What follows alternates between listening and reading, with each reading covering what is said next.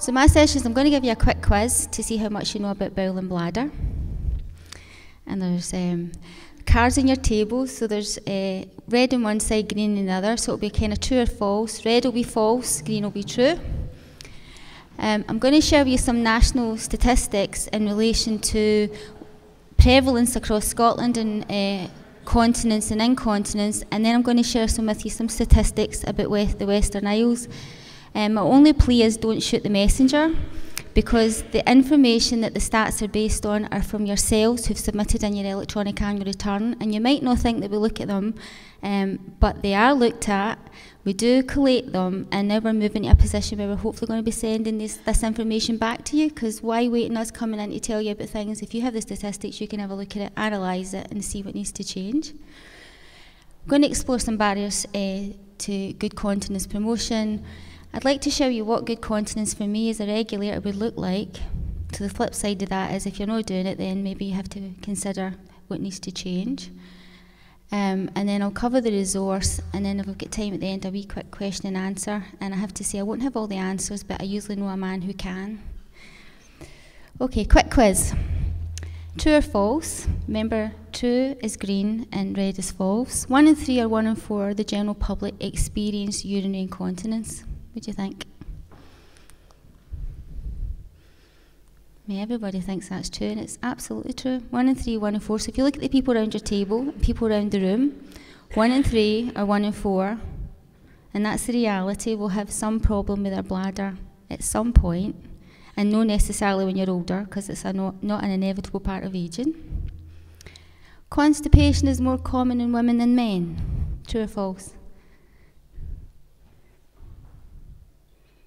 It's absolutely true. I've got my own theories, and again, I have no way of proving this, but I think men take their time when they go to the loo.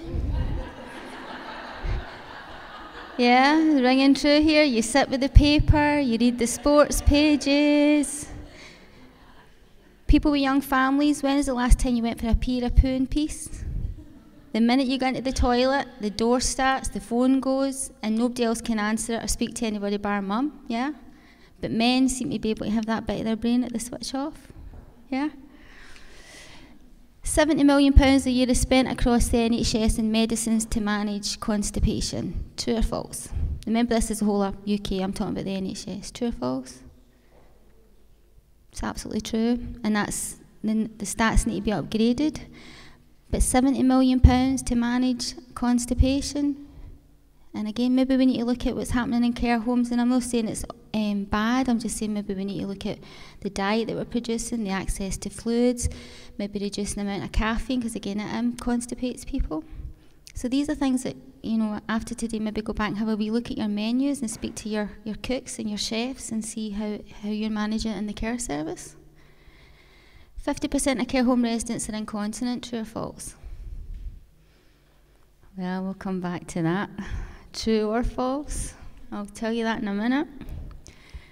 Incontinence is second only to dementia as a factor for being admitted to sort of long-term care or care home. Would you say that's true or false?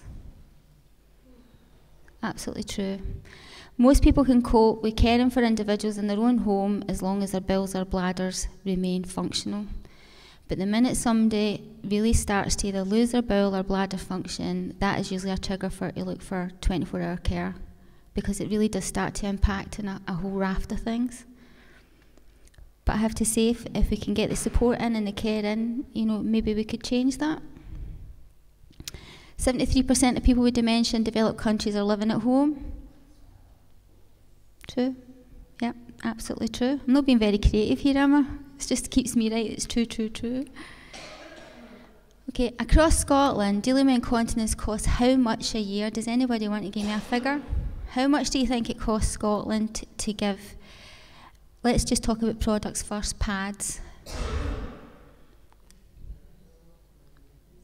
Millions? Okay, anybody want to tell me roughly how many million? Just shout a number, any number. 20. How much? 20. Sorry? 20. 20 million. A wee bit high. It's between 9 and 15 million, depending when you add on delivery costs. And again, that number's changing all the time. I mean, that's the last time I heard. If you add on the products and how much it costs it takes to deliver them, it's set between 9 and 15 million pounds. And if you can imagine if you could save 1% of that, and then put that back into services, and then maybe the biggest impact will be on the person, because if we can get people off your products or onto lower absorbency products, it's the outcome for them that's better. The money side of it is secondary, although depending who you speak to, it might be primary. But the biggest thing is the outcome for the people that are accessing these products. Now this is the sort of piece de resistance. This is the tiebreaker of all tiebreakers. How long does it take a piece of corn to come through your digestive system? And I have to say, I haven't personally timed it, but I've gave it a go. Any idea how long it takes a piece of corn to come through your system after you've eaten it? 3 days. It's 36 hours for a man and 42 hours for a woman. And the reason I say that to you, it's a good indication if you're starting people on a period, if you give them a piece of corn, like even if they like corn, obviously I'm not saying you force feed everybody corn. If you watch for it coming through, you'll be able to tell whether you need a stimulant, a bulking agent, or maybe a fecal softener, or a combination of both. It just lets you know how somebody's bowel is actually functioning.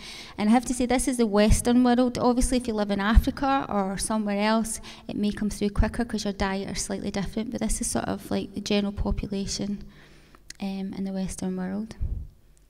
So what we need to acknowledge in relation to incontinence is it's a symptom that crosses all age ranges. It affects large numbers of older people, and the way care is delivered can increase or decrease the outcome for the person who is incontinent. Assessing and implementing evidence-based care is the responsibility of everybody. So again, I found some of the best care has been done by your domestics, because they know the residents and they know when they start to behave or pull out their clothes, they signpost them to go to the loo. So promoting continence just isn't a carer's responsibility. It's everybody in the care home that needs to take that on board. And if they see somebody looking for the toilet, then they signpost them to it. It's not just kind of left. And I'm sure that happens, but you'll be amazed at how many folk don't think it is their job because they don't wear a certain uniform.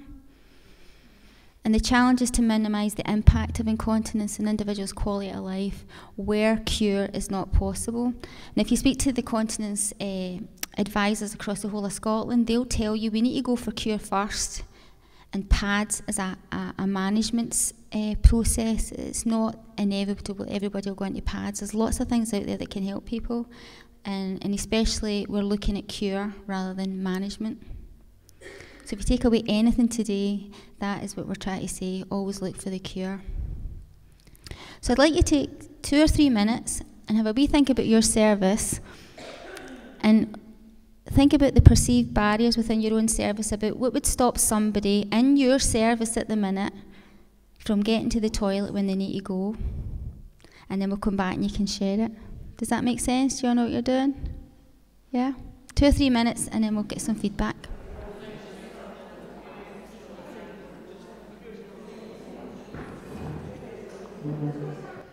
So, does anybody else get any other perceived barriers before? Yeah?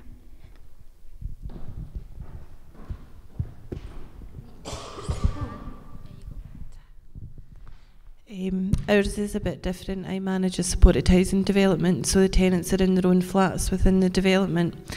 The barrier we've come across is we've got 2 tenants with mobility issues who can't actually open the door into the communal toilet. It's too heavy for them, and it's downstairs, so obviously if they're down for meals or activities, that's the toilet they're going to be using.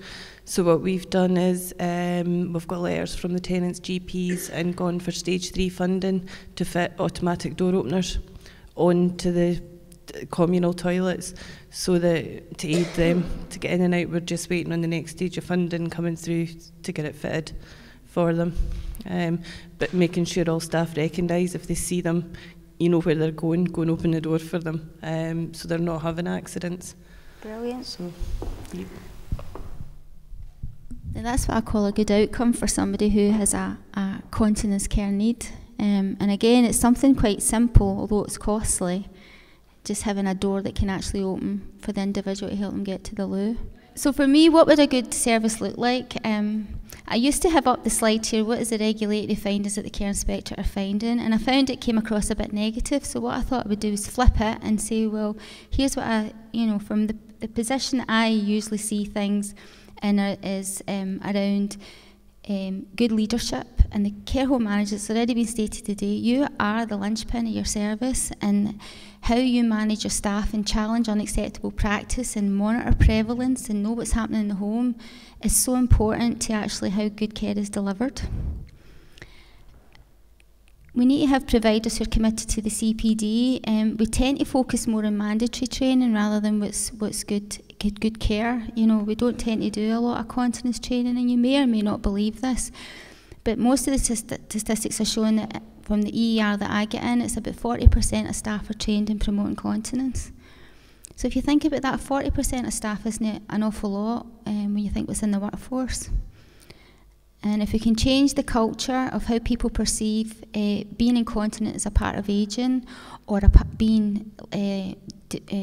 living with dementia, it's not.